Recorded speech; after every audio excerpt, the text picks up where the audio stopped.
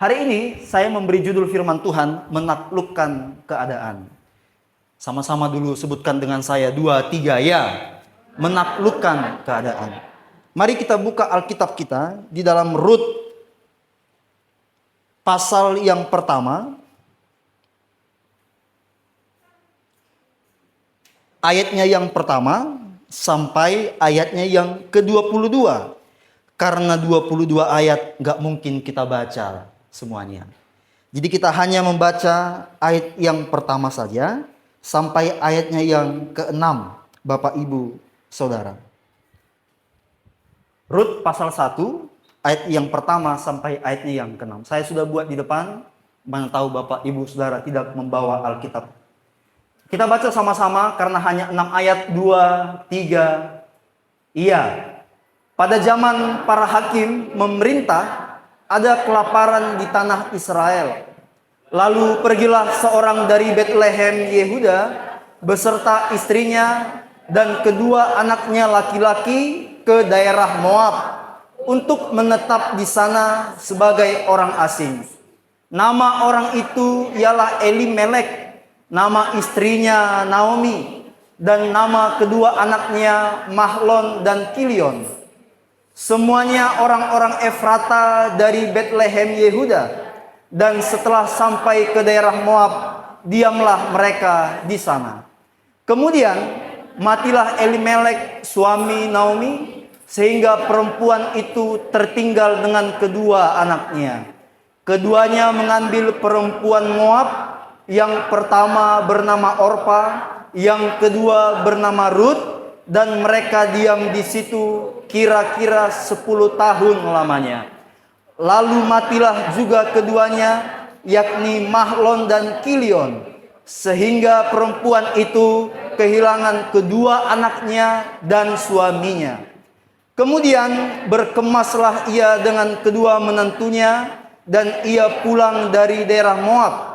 Sebab di daerah Moab ia mendengar bahwa Tuhan telah memperhatikan umatnya dan memberikan makanan kepada mereka.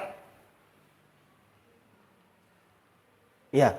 Nah, tadi di ayat 1 penulis kitab Rut memberikan latar belakang dari kejadian atau peristiwa yang terjadi dalam kitab ini, yaitu pada zaman para hakim. Zaman para hakim itu berlangsung selama 318 tahun, Bapak Ibu Saudara. Itu dimulai setelah Musa mati. Artinya setelah Yosua memimpin sampai Saul menjadi raja. Jadi jarak dari Yosua ke Saul sebelum dia jadi raja itu kurang lebih 318 tahun.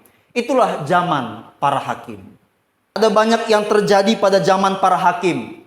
Namun dapat disimpulkan bahwa zaman itu adalah zaman yang kacau. Zaman yang seram. Zaman yang ekonominya tidak stabil. Politik tidak stabil. Iman orang-orang Israel pun tidak stabil. Naik turun imannya. Di zaman para hakim-hakim. Maka dari itu kalau kita membaca kitab hakim-hakim, ada salah satu ayat kunci di kitab itu. Salah satunya dapat kita lihat di Hakim-Hakim 21 ayat 25. Mari kita baca sama-sama ayat ini. 2, 3, ya. Pada zaman itu tidak ada raja di antara orang Israel. Setiap orang berbuat apa yang benar menurut pandangannya sendiri. Jadi penulis kitab Hakim-Hakim menyimpulkan selama 318 tahun itu, setiap orang berbuat apa yang benar menurut pandangannya sendiri. Mereka punya firman Tuhan, tapi mereka berbuat menurut apa yang benar, menurut pemahaman mereka. Tuhan telah memberikan firman-Nya kepada mereka. Paling tidak pada zaman hakim-hakim, ada 5 kitab yang sudah mereka pegang. Kitab Kejadian, Keluaran, Bilangan, Ulangan, dan Imamat. Itu sudah mereka punya itu. Mereka sudah pegang itu.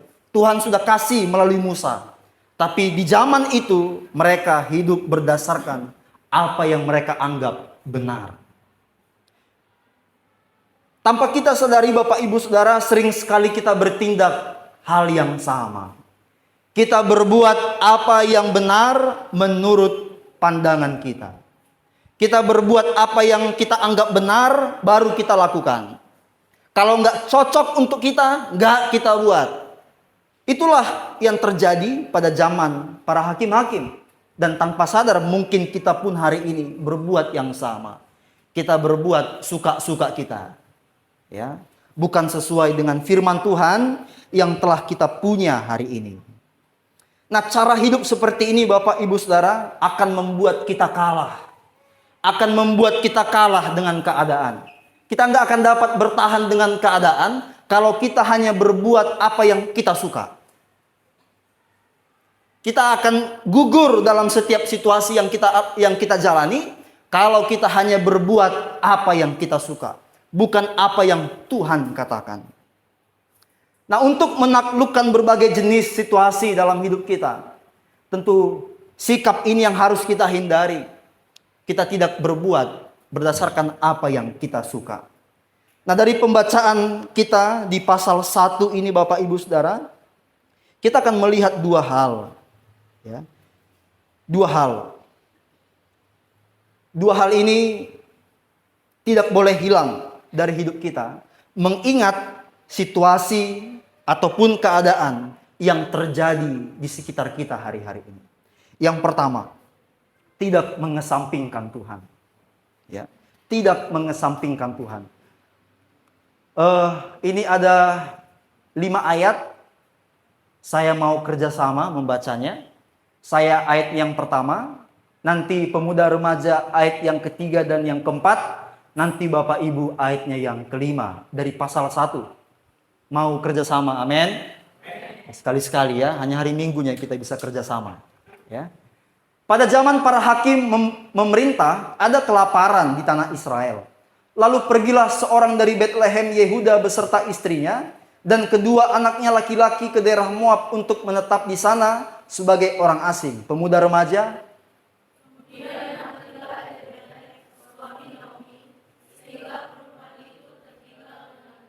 Lagi pemuda remaja.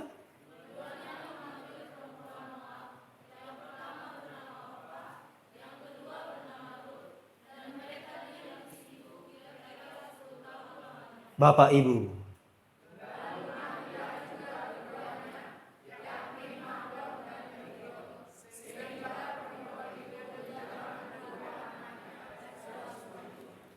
Tadi waktu bagian pemuda, saya mendengar suara bapak-bapak dan mama. Merasa masih muda ya.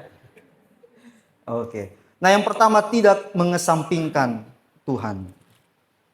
Nah, penulis memperkenalkan kita kepada keluarga Elimelek dari ayatnya yang pertama, ya. Ada seorang yang bernama Elimelek dan dia punya 3 anggota keluarganya.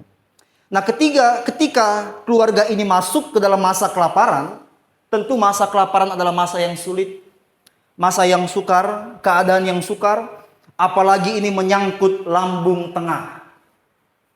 Kalau pelayan kita rapat, itu urusan lambung tengah, pasti diamankan dulu.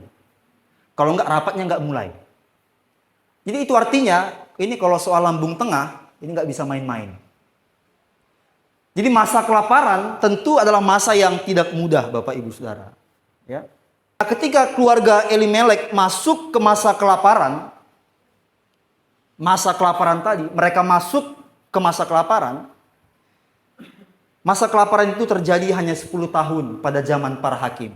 Jadi gak selama 318 tahun masa kelaparan Bapak Ibu Saudara. Hanya 10 tahun saja. Nah, ketika keluarga Elimelek masuk ke masa kelaparan, nah, sebagai kepala rumah tangga, dia memutuskan untuk pergi ke Moab meninggalkan Betlehem.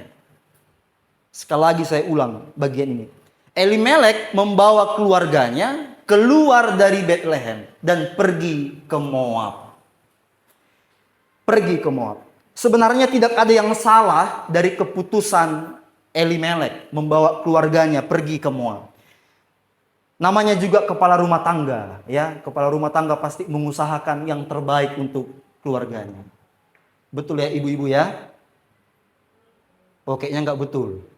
Nggak gitu. Sudahlah ya, kita lanjut. Nah, jadi itu tugas kepala rumah tangga, mengusahakan yang terbaik untuk anggota keluarganya. Sebenarnya nggak ada yang salah, Bapak Ibu Saudara.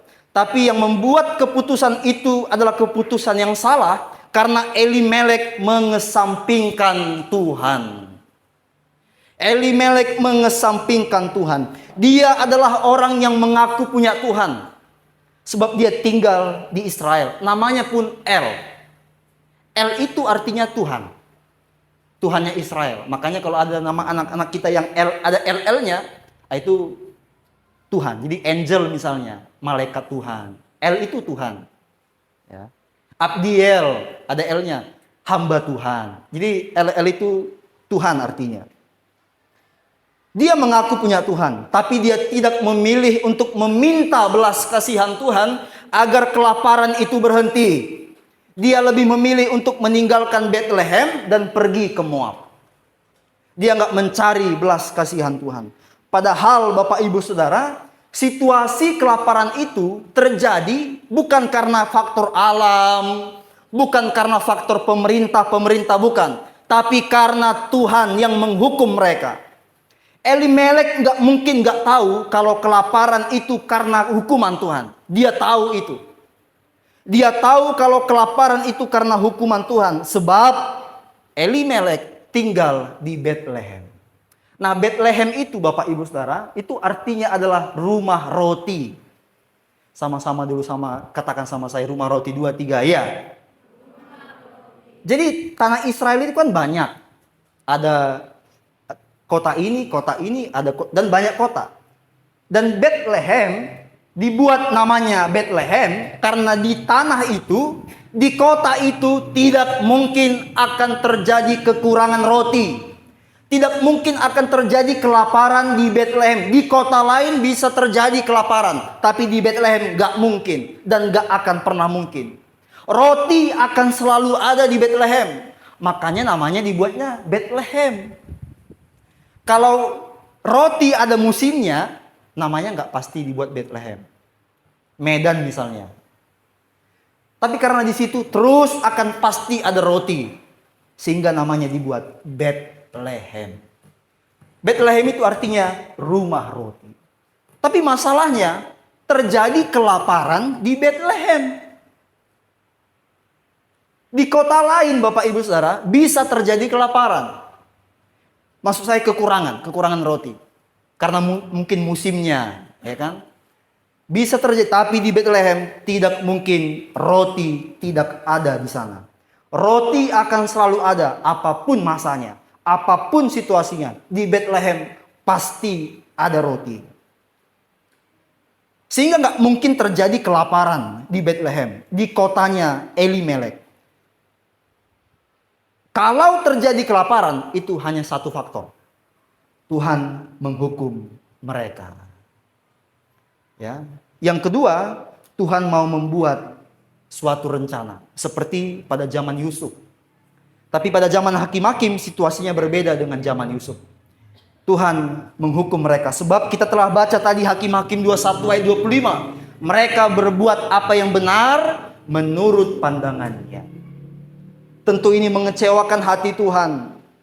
Dan di Bethlehem pun akhirnya kekurangan roti. Elimelek mungkin gak tahu bahwa kelaparan itu karena Tuhan. Dia tahu. Dia sudah belajar. Dia dari sekolah minggu sudah belajar tentang firman Tuhan. Elimelek tahu. Dan dia juga tahu agar situasi kelaparan berhenti, agar situasinya yang sulit itu berhenti, agar keadaan yang sulit itu berhenti, mereka harus cari Tuhan. Mereka harus memohon belas kasihan Tuhan agar kelaparan itu tidak berlanjut. Tapi coba lihat Elimelek. Dia pergi kemana Bapak Ibu Saudara? Dia pergi ke Moab. Dibanding memohon belas kasihan Tuhan, lebih mendinglah Elimelek pergi ke Moab. Nah Bapak Ibu Saudara, dia memilih untuk mencari solusi yang lain. Dia tahu itu harus minta ke Tuhan. Tapi dia kesampingkan Tuhan dan cari solusi yang lain.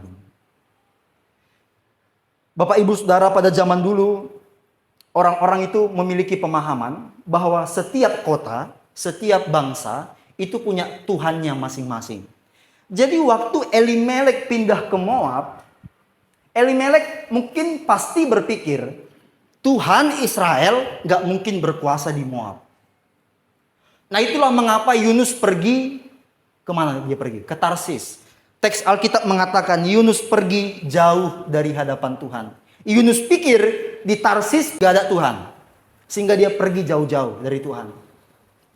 Elimelek pergi ke Moab. Dia pikir di Moab Tuhan gak berkuasa.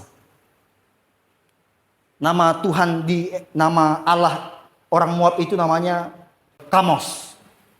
Kamos namanya Allah di Moab. Jadi Elimelek mungkin berpikir, Tuhan Israel, Yahweh itu gak mungkin berkuasa di Moab. Nah sehingga dia memutuskan untuk pergi ke Moab. Untuk menghindari keadaan yang sukar di Israel, situasi yang sulit, Elimelek pergi ke Moab. Bapak Ibu Saudara, apa yang terjadi pada Elimelek adalah contoh nyata bagi kita. Bahwa ketika kita mengesampingkan Tuhan, yang lebih buruk justru akan terjadi. Harapan kita akan jauh dari kenyataan waktu kita memilih mengesampingkan Tuhan. Tidak ada yang salah Bapak Ibu Saudara mencari jalan keluar. Tidak ada yang salah. Tapi pastikan Tuhan tidak kita lupakan. Amin Bapak Ibu Saudara. Saya percaya kehadiran Bapak Ibu hari ini menunjukkan bahwa Yesus itu adalah Tuhan dalam hidup kita. Amin. Kalau tidak kita nggak datang beribadah. Oleh karena itu kita boleh mengesampingkan nasihat orang lain. Kita boleh mengesampingkan kebijakan-kebijakan yang mungkin orang lain sampaikan. Atau mungkin cerita-cerita orang lain tentang pengalaman mereka. Kita boleh mungkin mengesampingkannya. Tapi apa kata Tuhan? Jangan sampai kita kesampingkan. Amin Bapak Ibu Saudara. Haleluya. Yang kedua dan yang terakhir. Nah karena yang terakhir saya melihat Bapak Ibu Saudara makin semangat. Kita baca semua ayat firman Tuhan ini. Ayat yang kelima sampai ayatnya yang ke-17. Ini kita lompat ya Bapak Ibu. 5, 16, 17. Mana tahu mau baca di Alkitab sehingga saya kasih tahu. Tapi yang lihat ke depan, kita boleh lihat ke depan. 2, 3, iya. Berkatalah Naomi, telah pulang iparmu kepada bangsanya dan kepada para allahnya. Pulanglah mengikuti iparmu itu. Tetapi kata Rut, janganlah desak aku meninggalkan engkau dan pulang dengan tidak mengikuti engkau. Sebab kemana engkau pergi, ke situ jugalah aku pergi. Dan di mana engkau bermalam, di situ jugalah aku bermalam. Bangsamulah bangsaku dan Allahmulah Allahku. Di mana engkau mati,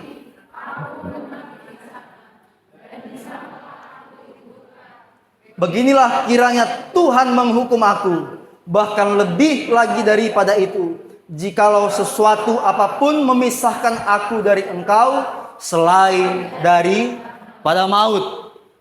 Setelah apa yang terjadi di Moab, ya kan? Dalam keadaan kelaparan, Elimelek pergi justru makin sulit keadaannya. Ketika mengesampingkan Tuhan, maka terjadilah apa yang baru kita baca ini.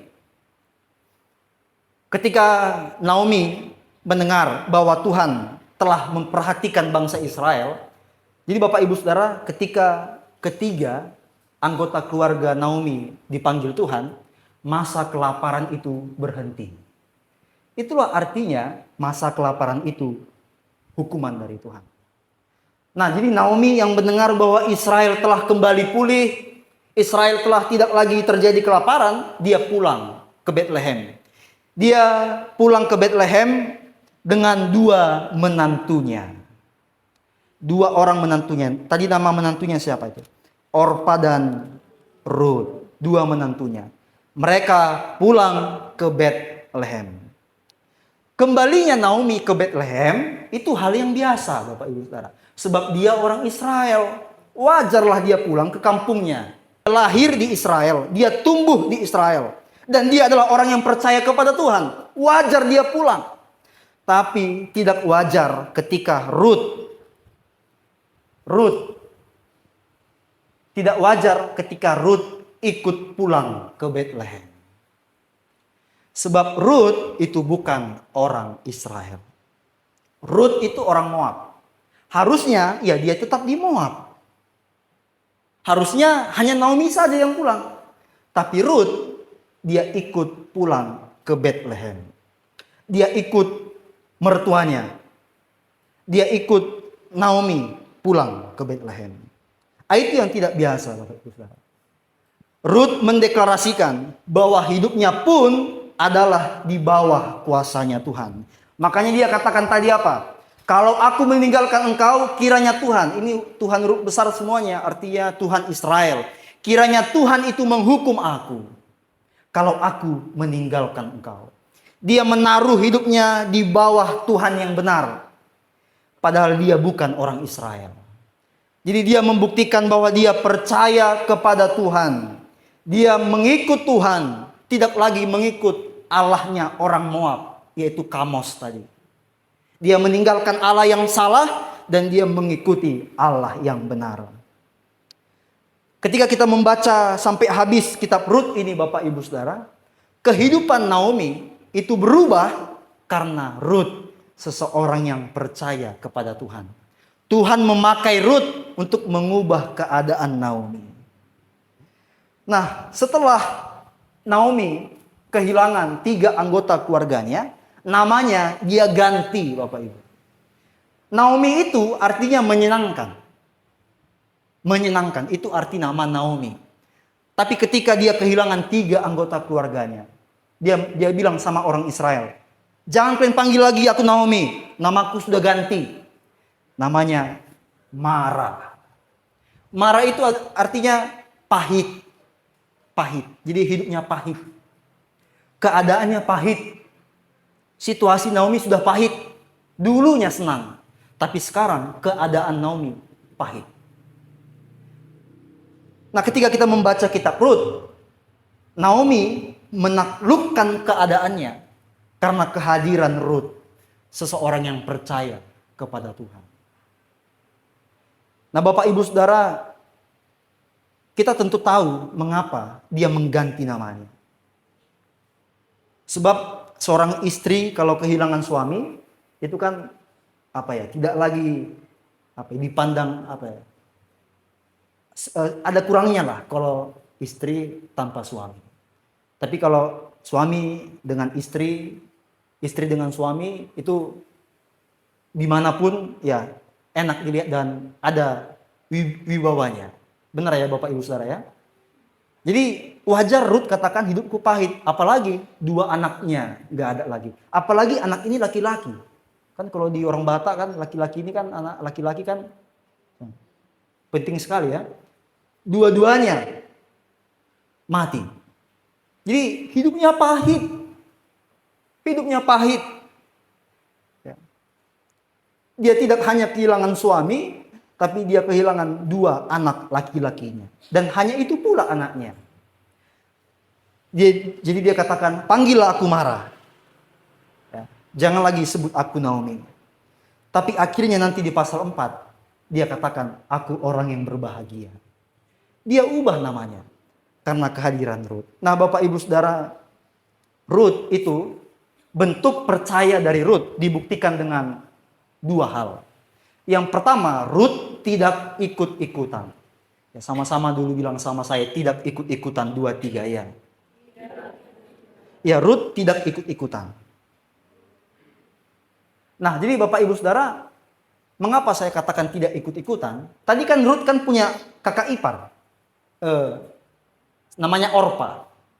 Jadi Orpa ini sudah ikut dalam perjalanan ke Bethlehem. Udah ini lagi tengah jalan ini. Tapi di tengah jalan Orpa pulang. Hanya Rut yang terus jalan. Tapi ketika Orpa pulang, Rut nggak mau ikut-ikutan. Kau aja yang pulang, aku tetap ke Bethlehem. Sebab Allahku sudah beda dengan Allahmu. Rut tidak ikut-ikutan dengan Orpa. Nah, Bapak Ibu Saudara, sering sekali dalam situasi-situasi kita ikut-ikutan. Ya. Kita ikut-ikutan. Apa kata orang, itu kita buat. Apa yang dibuat orang, itu yang kita buat. Kita ikut-ikutan. Lalu yang kedua, bentuk percaya Rut adalah Rut tidak mementingkan. Kata tidaknya, saya lupa membuat, tidak mementingkan dirinya sendiri. Mengapa saya katakan tidak mementingkan dirinya sendiri? Sebab Rut itu mengikuti Naomi. Bapak Ibu Saudara, Naomi itu sudah janda, Naomi itu sudah tua. Apa yang diharapkan Rut mengikut Naomi? Kalau kita mengikut orang, pasti ada yang kita harapkan. Kita mau mendapat apa yang dia dapat. Kita tahu kalau dia dapat sesuatu, pasti dia bagi. Kita dapat berkat juga. Tapi Rut mengikut Naomi, dia tidak mengharapkan apapun dari Naomi. Sebab apa yang mau diharapkan? Bapak Ibu kalau punya usaha, pasti nggak mungkin mengerjakan orang yang sudah tua. Apalagi perempuan, apalagi janda. Dia sudah tua, apapun nggak bisa dia buat. Kalau masih muda masih ada yang dia bisa harapkan. Tapi Rut tidak mementingkan dirinya sendiri. Dia mementingkan Naomi. Makanya dia katakan, enggak, aku mau ikut samamu. Kalaupun kau mati hari ini, aku pun akan mati. Kemanapun kau pergi, aku pun akan ikut. Rut dia mementingkan kehidupan Naomi, mertuanya. Nah, Bapak Ibu Saudara, mari buktikan kepercayaan kita kepada Tuhan dengan tidak ikut-ikutan dan dengan tidak mementingkan diri sendiri. Amin, Bapak Ibu Saudara.